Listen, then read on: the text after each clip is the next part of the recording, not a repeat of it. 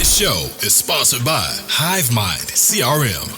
It is more than just a CRM. It is a real estate and business mastermind that comes with an all-in-one CRM. You can have unlimited websites and users. You can call, text, RVM, and email all in one user interface. And you can set up custom automations for any type and multiple businesses. 65% of companies start using a CRM system within the first 5 years of business. Once implemented, the HiveMind will save you on marketing, give you more time, and make more money.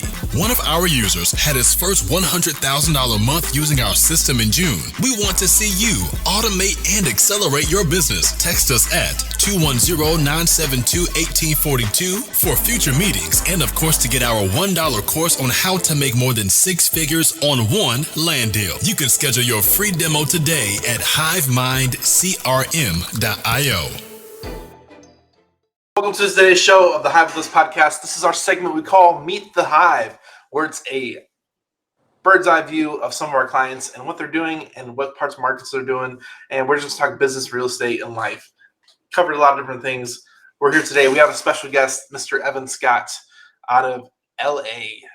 And I met Mr. Evan Scott, I want to say December. It was at a sub-2 meetup with Pace. And we're just networking. And that's how we ended up Mr. Evan here. I'm going to stop saying Mr. because that sounds really retarded. And I feel like I'm 13. But I met Evan here about 9 months ago. It feels like maybe 10 months ago. And it's been interesting. So, Evan, let's always talk about how did you end up in real estate? Because that's always like a weird journey. And are you still a 9-to-5-er? Because I think last time I spoke to you, you were. Yeah. So, well, thanks for having me on, Daniel. I appreciate it. Yeah, I still work a 9-to-5 job, and I got into real estate. You know, it's kind of it started off kind of weird. My wife was pregnant back in 2020 in her second trimester, and we lost the kid, and it was so she had to have the baby removed, and it was very depressing time. And at the time, my wife and I listened to a lot of true crime podcasts, and true crime podcasts can be kind of dark, you know, and we were already in a dark state of our life. And I said, listen, I can't listen to true crime anymore. I need to listen to something else. So I started listening to real estate podcasts, tuned into Bigger Pockets. I started listening to some multifamily podcasts. And the more I listened, the more I realized, like, hey, people are doing this all over the world, everyday people just like me. And there's no reason why I can't do this. And so that began the real estate journey. And I gotta wrap that up by saying, since that has happened, we have a 1-week-old right now at the house. We just had her August 10th. It's our daughter, Peyton Sky Scott. And we're very blessed, you know, and it's amazing how it worked out. She was born on my birthday. So my birthday is August 10th and my wife's birthday is August 11th. So it really is like the best birthday gift ever. We're really blessed and happy. That's amazing, man. Congratulations. I've lost a child too, so I know exactly what you're going through. And it's a crazy transition point. So sorry about that. I didn't know that previously, but things happen and you always have to move on and adjust and adapt. So you got me with that one. Yeah. Oh man. One thing I really appreciate you coming on the show in general is just because you're a product of podcasting. And I think it's a big circle to come full circle when you were like, man, I listened to the podcast and I was stuck listening to that. Now I'm here. Like they're on a podcast now. So it's always cool to hear those type of stories because I'm the same way. I'm a product of podcasting and now I have my own show. So it's kind of like you got to get back to the community in some way, in our own way. So it's kind of cool to contribute. Yeah. Yeah, absolutely. And yeah, I want to take a second too I really appreciate what you do. And the thing that I really liked about you when I met you is as I noticed that you're about adding value to other people. You really focus on how can I add value to these people and how can I serve? And I really appreciate that. You're not looking, what I got from you when I met you is like, you're not really looking for, what can these people do for me? You really are looking to see how you can add value and be a blessing in other people's lives. And so, Daniel, I'm really glad that I met you, and I really appreciate you and the hustle that you have, man. It's amazing. Well, man, I appreciate that. Side note, this isn't about me, but I got a sidebar myself. But I got to sidebar you on this one. But I really appreciate that. I really appreciate the kind words. For me, it's a lot to. There's so many people that take from everybody. They take from the world. They take from every stranger they can. They just take. And for me, it's like you can't really make an impact if you're taking. You always got to be doing the opposite and giving. So I'm always trying to find different ways to give back to the community or just give in general. And like I like doing things that are recorded because I know I can give it infinitely. So this one call that we're doing, it's going to be out there for 10, 15 years, maybe even after I die, somebody's listening to this episode and they can still be receiving something from this episode and some type of information, which is why I like recording content in general, just because it's evergreen. So who knows when you listen to this episode, if it's 2030 or 2040, who knows? There's some hoping you get value from this, and like I said, that's why I like recording my content, because you don't record it, it just disappears and you forget it ever happened. Yeah, that's a really good point. That's a good point.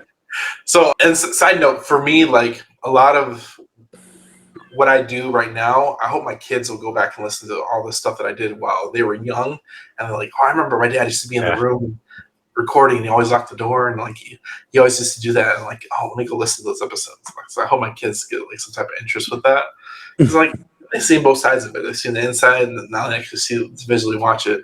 So right now, I know they don't understand, but hopefully one day they will.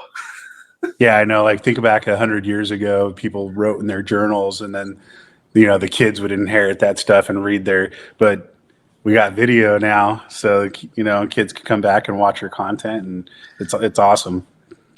So we really went on a tangent there, but so you still have a 9 to 5, you're still in multifamily. One thing, the reason why I really want to dig into that you have a 9 to 5, a lot of people, they get stuck on, if I have a 9 to 5, I can't do anything else. And the 9 to 5, it really takes some of your best hours. So let's talk about how you've kind of dedicated either time to learn, time to prospect, time to even negotiate with your 9 to 5, and you still have your whole life going on. I mean, you just had a baby. So how do you manage that? Because a lot of people, they struggle with that. Like if I have a 9 to 5, I can't do anything else. Yeah, I think the first thing like that I had to accept is I got to be willing to do what other people are not willing to do in order to get where I want to be. And so if that means I work my 9 to 5 and then I come home and I had dedicated family time, and then after I put the kids down, I'm on the computer, I'm pulling new lists, I'm looking at potential properties, I'm sending emails to brokers, then that's what you have to do.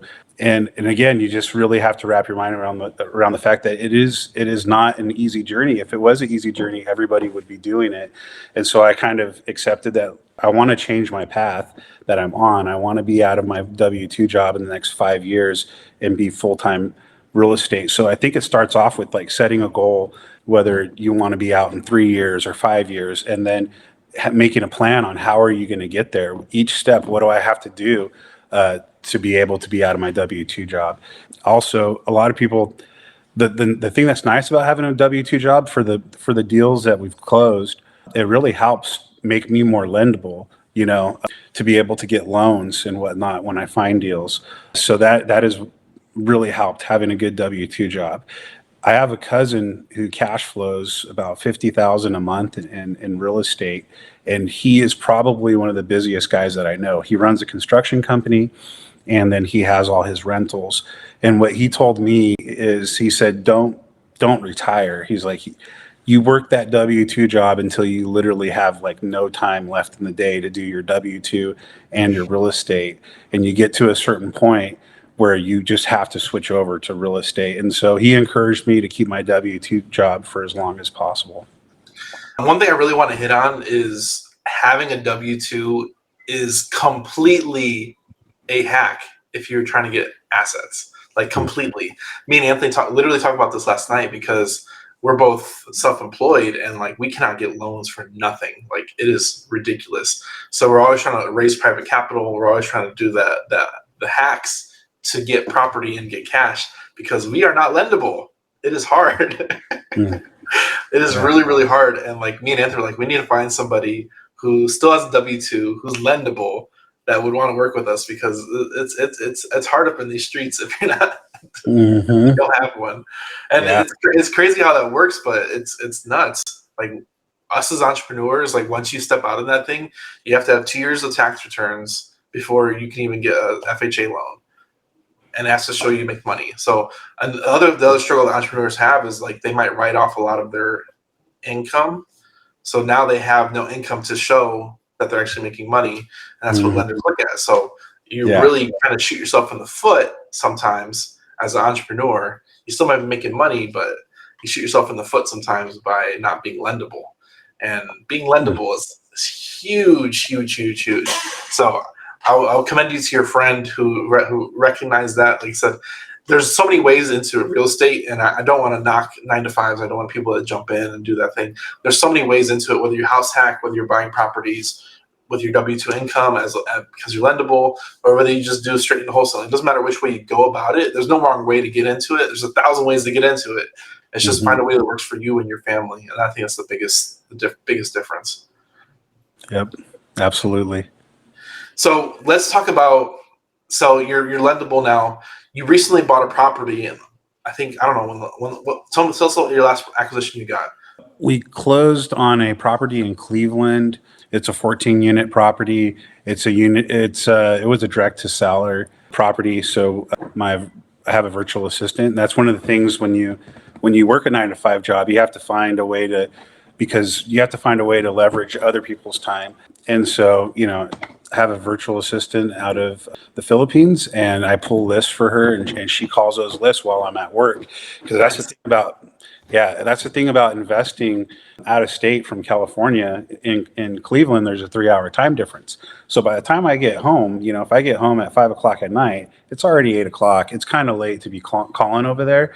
So I really need to be those people need to be contacted while I'm at work, and it's not fair to my employer if I'm secretly making phone calls during the day. I feel like if you do have a 9-to-5 job, be really good at it and give your employer what they deserve. And so in order to do that, I decided to utilize a virtual assistant, and then I will follow up on my days off with that person, and I don't have to spend hours, calling. And so anyways, we got that direct to seller 14-unit in Cleveland, and it was an out-of-state investor. And what I found is a lot of the people that we've made contact with, that we've had success with, it's a lot of tired out-of-state owners. And this guy was actually from Pismo, California, and he just had a bad property manager. Property management is huge. It can make or break whether or not you're successful in real estate. And so he had a very bad property manager. That person was stealing from him, was not filling his units as they would go vacant, was not getting max rent. And so yeah, it was a great deal. We ended up picking it up. We closed at $570,000 for this 14-unit. Initially, we went under contract for $650,000, and we kind of just worked it down from there. So yeah, that's actually being remodeled right now. So that's cool, man. What was the cap rate you bought it at? And was it a lot of vacancies and stuff like that? Let's talk a little bit about the deal. Oh yeah, so we bought it at a 10 cap. There was actually a lot of vacancies. So that's part of the reason why it went from a $650 purchase price. He was trying to sell it as at a certain amount of occupancy. And when we were doing our due diligence, we got an appraisal. So I think it's really good to get an appraisal in multifamily, because what they're going to do, here's something, a mistake that people make. People will buy based off of the after repair value. And right now, with the way that the market's going, that is not a great way to buy. People are trying to sell stuff still. I'm still getting stuff from wholesalers that are like, oh, this is what this is going to be after you fix it up. And so therefore, they're trying to sell it at a higher price. With a multifamily, it's gonna get evaluated best based off of the net operating income. So when they come in to do the appraisal, the appraiser is going to be looking at what is the occupancy right now and how much rental income is coming in, and then what are the expenses, and then that gives you your net operating income. And they're going to base the appraisal on the net operating income divided by the capitalization rate of that area. The great thing about getting an appraisal is it protects you from overpaying for a deal. And that's exactly what happened with us. So you can use it as leverage to negotiate down. Yes, exactly. Yeah. And so to answer your question, like this was so mismanaged, and that only goes so far though, the net operating income, because at some point a building, the property has its base value, right? It's a brick Yeah. building, nice brick building. It has a newer roof, it's got newer windows, and that's value in and of itself. So at some point, the net operating income, if it was 0% occupancy, doesn't mean that that it's now just worth nothing. So there was only like four people living in this 14 unit apartment. Wow. Yeah. Yeah. And so when we got that, we first thing we did was fire the property manager, because we realized that this guy was he was horrible. And so we got our property manager in there. And I think that's another important thing to mention is, if you're trying to get into a certain market, it is really important to start networking and building a team within that market before you get a property. It could be a game changer for you. And so we have a really good property manager who also is a contractor over there in Cleveland. And so she's remodeling those units for us right now. She's already got 5 of those units filled for us, remodeled and filled. And she's got the rents at market rent, which were way higher than what they were. So Woo. yeah, yeah. So we're excited. No, it's exciting because one thing I love about multifamily is you can get a huge upside really quick if you can revitalize it quickly. So fixing it up, getting the tenants occupied, like even after once you turn over all the units and get them rented out, you can get a reappraisal done. And you might make $300,000 just off of creating the NOI and building up the NOI and filling up those vacancies.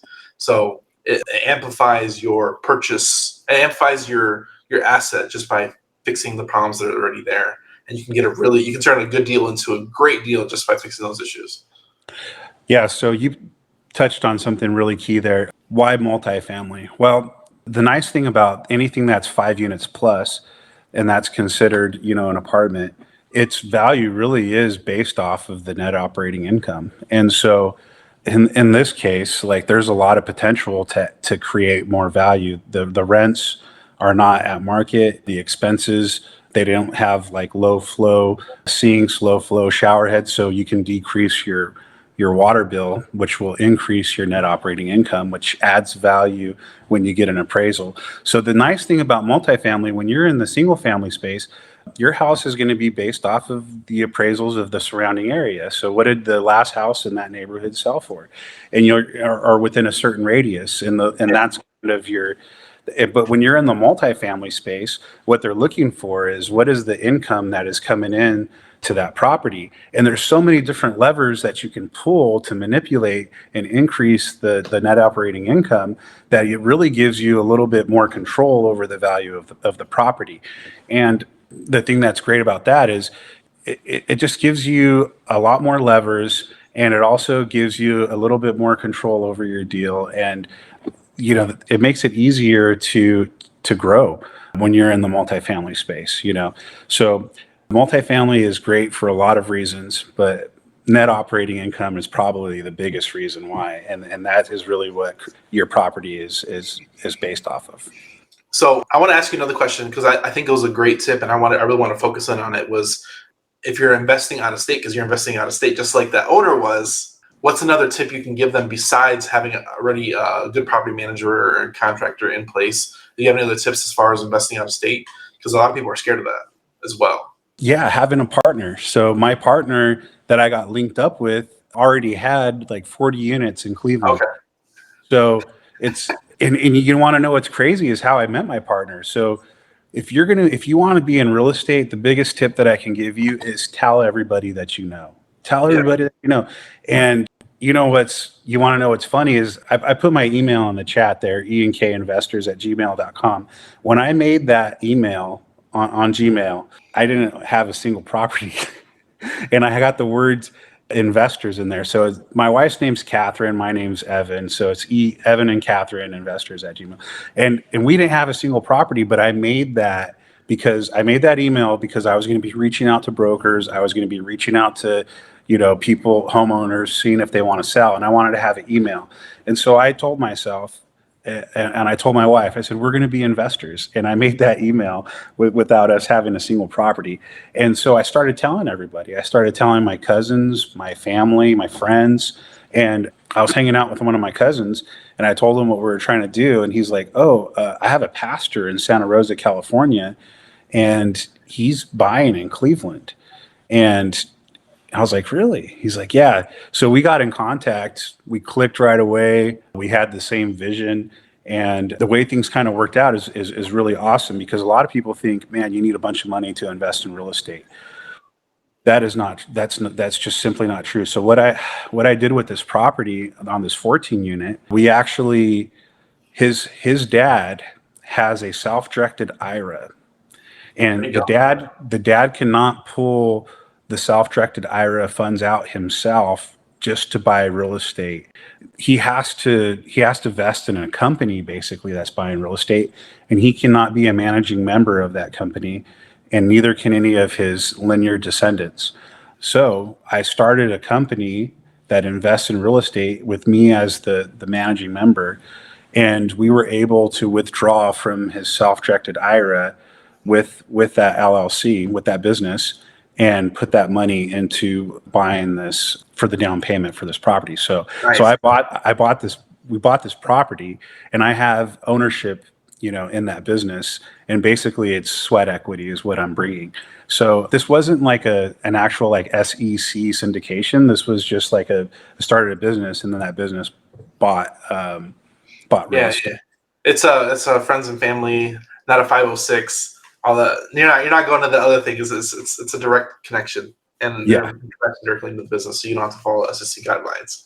Yeah, exactly. And so really what I have invested into this is like the virtual assistant cost, which is negligible over the year when I consider the deals. Like I think I'm going to be paying $5,500 for the year to have somebody calling for 4 hours a day, six days a week. I mean, it's really negligible. And so, but the point is, I'm going to be with when this property is stabilized, like my cash flow from that deal is going to be around $700 a month. And I don't really have much invested in it other than my time, right? But I didn't put a bunch of money in that. And so you don't have to be really wealthy to get started in real estate, I guess, is the point that I'm trying to make here.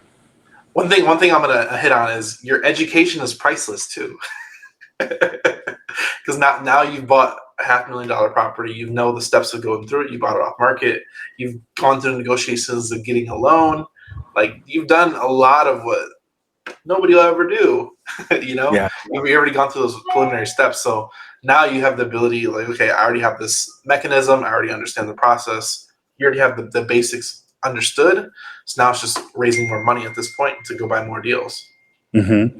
Yeah, and I think here's the other thing that, the education, I kind of jumped over that. I mean, I spent about 5 months just like reading books. I purchased a $1,500 syndication program, which is actually really, really cheap. There's programs out there that are $30,000 to $50,000, but those have like personal coaches. This was just like a self-study. I read about 3 different apartment syndicating books, and then I went to a Tim Brott's online commercial empire course, and got some really good tips on how to increase your net operating income, and how to remodel when you remodel, what's important in the remodel. A lot of priceless steps, because if you don't pay for it in the education, like if you don't pay for it in the course, you're going to pay for it in real life, in the deal, and it's going to be 10 times more expensive. You're going to find out the hard way. So invest in your learning, invest your time by listening to podcasts and listening to, audiobooks or whatever, but also invest your money in joining some courses. It is definitely worth it and can save you lots of headaches. It's very important. So I'm gonna let's do a side note here. 60 episodes. We had Tim Brott's episode 169 on the High Business podcast. Check it out. If you don't know who that is, check out episode 169. And what's cool about this is that now you're on the same, you've been on a podcast that Tim Brott's has been on. Yeah, it's awesome. No, it's cool, man. So what type of deals are you still looking for? More deals in Cleveland, or are you in other markets, or are you just looking for Cleveland specifically? And what type of deals are you looking for in general? So one of the things, I just talked about telling everybody. Well, because I told everybody, one of my friends also told these doctors over here in Ventura that I was buying out of state. And they were like, oh, we want to invest out of state, but we don't have the connections. And so he gave them my phone number and they reached out to me. And so between myself and my partner, we got about $2 million kind of pledged to us. So we're just looking for a deal right now to invest that money in. So yeah, so we're looking for deals up to 6 million. We're considering anything that is in a landlord friendly state, Kentucky, Ohio, Texas. So we really are looking like in the Midwest and other landlord friendly states is kind of what we're looking for right now. Preferably things over 16 units. I think right now, I think the market is shifting. And so we're looking for 8 caps, which I know were kind of hard to find before, but they're out there, and I think they're going to be more readily available here in the near future. So yeah, so that's kind of what we're looking for. And again, all this is just because I told people what I wanted to do, and then I read about how to do it. I told people I really want to do this, and the next thing I know, there's money pledged to my partner and I, and it came through like connections. So yeah, make sure you tell people like what you're trying to do, No, it's such a small, just tell people you're doing it or you want to do it, and I'm like, what? That doesn't make sense. Like, yeah, I want to invest in real estate, and like, yeah, I got money. Can you invest it for me? Yeah, that's exactly how it works, and it's weird how it works, but it's crazy. There's people out there that are looking to invest their money for people that are actively trying to invest in real estate, and the dots just connect somehow through networking. Yeah. So the thing that I learned about telling people what you want to do is like 95% of people are going to just have this glazed over look in their eyes. When you tell them what your vision is, when you tell them what you want to do, and it involves real estate. Like I had coworkers that were like, "You're buying a 14 unit out of state? You're crazy. Like what makes you think you can do that?" And I'm like, nobody told me that I can't. Like, am I not supposed to be able to do this or something, right? And this is like 14 units is nothing. Like, my vision is that I'm someday syndicating these $30 million, 300 plus, apartment buildings. So I'm in the baby steps right now, but I'm learning how to do it. And so a lot of people are not going to understand what your vision is, but don't let that discourage you. Just keep plowing forward and connect with people that have similar visions, because man, it is so energetic and it just really recharges your batteries to be around like-minded people. Yeah, it's a lonely space in entrepreneurship and real estate, but if you're around the right kind of people, it's actually a really close-knit crowd that want to support you. That's one thing I would say is it's a really hack into entrepreneurship, is that if you find other people that want to do what you want to do or want to already invest in businesses, you fit right in. You just hop right in. It feels at home. But when it's by yourself, it's kind of lonely, and everybody's with the glazed eyes looking at you like you're crazy. Yeah. Yeah. Yeah, exactly. But once you find somebody, like you said, the relationship is just invaluable. And I mean, I met my partners. It was just so random how I met my partner, but just meeting him, like we talk to each other, we get hyped up, and then also we add value to each other. It's great. It's a great thing. So how do you balance family life doing all of this extra side work and your 9 to 5? Well, honestly, if it wasn't for my wife, I probably wouldn't do it very well. She makes she keeps me in check. She lets me know when I'm spending too much time on real estate, and I've kind of realized, especially with the baby coming in, that I have to definitely be more available and helping. So, but at the same time, there is, and I'm not going to lie, there are times where you do, spend hours looking at underwriting deals or looking for deals. And again, that is part of one of the things that you have to do if you're going to work your 9 to 5. But I make sure that I spend time with my kids. I play with them. I horseplay with my son. To connect with my son, we I teach him stuff. Like we do things together that I know that I can, where I could teach him something, like we've been doing boxing and Muay Thai kickboxing together and stuff. And he's getting all excited about that. And yeah. And then with my daughter, I just spend time with her doing the things that she wants to do, whether it's letting her put makeup on me or whatever. One thing I want to hit on is marrying your spouse. Your spouse is so important in your future that it enables you to like do crazy stuff. I think if I wasn't married to my wife, I probably wouldn't be doing this because she allows me to do this. Yeah, but it's a give and a take. It's a give and a take on both sides, and doing entrepreneurship is a stress on your spouse and your kids because you're doing a lot of extra things. And having a spouse that understands that is really, really important. And it can make or break what you do in life. It really does. It can really make or break that. So I think that's not lightly taken because, like I said, I have, my spouse allows me to help other people, and without that, like I have the freedom to do so. And like she helps with the kids too. So it's one of those things where like it's a give and a take on both sides, and managing that and managing everything that you do with the family time, it's a challenge, but not impossible. Yeah. And I got to say, like, the thing that allows me to spend more time with my family and do like family game nights and stuff like that is the fact that I am utilizing somebody else's time. So really having that virtual assistant has opened up a lot of family time for me. That way I'm not doing things all the time when I get home. I only have to do them once in a while. So like, if it's the weekend and I've got to prepare like a list for her to call from, you can go on the list guys or get a list, or you can go like on PropStream and find list and get those skip traced and get those uploaded in a CRM for her to start calling.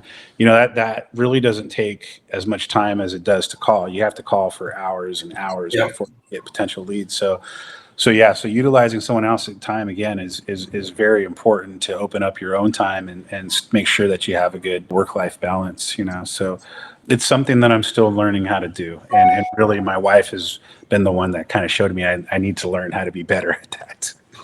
That's all good, man. That's all good. What is a quote that is yours or somebody else's that you resonate with? So one of Tim Brotz's quotes is, you getting sunshine takes no sunshine away from me. And, he said, wealth is like sunshine. You getting sunshine takes no sunshine away from me. So the wealth mindset is, a lot of people feel like, and you'll see this when it comes to knowledge, like in a W-2 job too. Somebody that's good at something, but they don't want to teach somebody else how to do these things because they're worried about, they might replace me or they might, take my job from me. And so, and I feel like you have this mindset too. Like if you have a wealth mindset, you are okay with partnering, sharing information with people, trying to help other people win. And by doing so, you yourself are being fulfilled. By creating value for other people, you yourself are being fulfilled. There is so much wealth out there. You don't have to just, I'm going to keep this deal and I want this deal all for myself. I'm worried this person is going to steal this lead from me or steal these investors from me. I think it's great to get out there, network, open up to people, talk about your vision, talk about your method, talk about what you're doing, and share and bounce ideas. And don't worry, because people are going to see that and they're going to invest in you as an individual, who you are and what your mindset is. And that quote really hit me because, there are so many people that they're scared, that really is what it is. And so, just come from a place of abundance, have an abundance mindset, and don't worry about scarcity, because you're going to create so much value for people. They will in return give you value back. So much value out there. Yeah. Well, and I say that you're a good example of that because I remember I logged into one of the calls one time, and there was a guy like on your show that was pitching his own, like basically like a CRM that was kind of trying to do what HiveMind was doing. And I was like, look at Daniel's got people on here, letting them pitch something that kind of is in competition with what he's doing, but you don't care because you don't see that as competition. You just see that as creating value for each other. And so that really comes from an abundance mindset and not a scarcity mindset. So that's one thing that I really appreciate about you. It really impressed me that you had that guy on there. I had a call today and they're like, oh, I want to buy this. I'm like, well, what providers are you using right now? I'm like, oh, I'm using these. I'm like, if you're getting results with them, use them. I'm like, it's not, I really don't care if you use me or not. Yeah. Like I provide a service, but you don't have to use me. It's one of those things where like, I don't know. If you get results, continue using the product that gets you results. I'm not going to sway or force you to do anything that you don't want to do.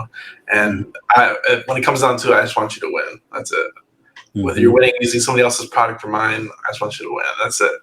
Yeah. Where can people find you online? I'm going to put your email on here again. Looking for deals in the Midwest, real estate friendly states, landlord friendly states, should I say.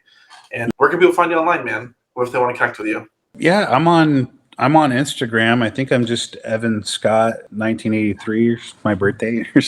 But yeah, I really don't have a website. I need to make a website. But yeah, I'm on Instagram. If you're on the Hive Mind, you can find me following the Hive Mind as well on Instagram. If you just type in Evan Scott. And I love connecting with people. If you have any questions on multifamily, you can reach out to me. I'd love to just, be of value if I can.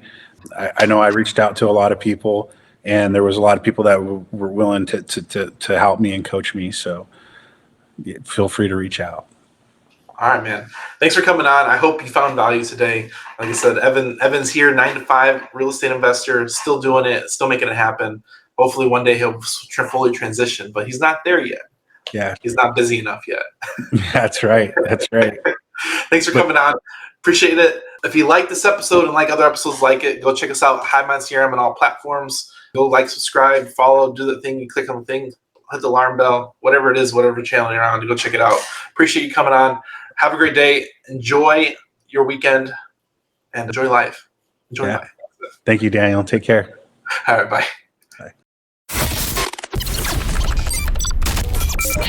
The show is sponsored by The List Guys. Do you need more leads in your local or virtual market? 1 in 10 small businesses don't invest in any kind of marketing. The List Guys have over 35 plus list types to choose from, and you can mix and match any list or criteria. We also use the skip trace list and provide up to 7 numbers and email addresses. Every list you purchase will be scrubbed against previous purchases. The List Guys are here to save you time. Contact the List Guys today at www.1listguys.com. That's www.1listguys.com.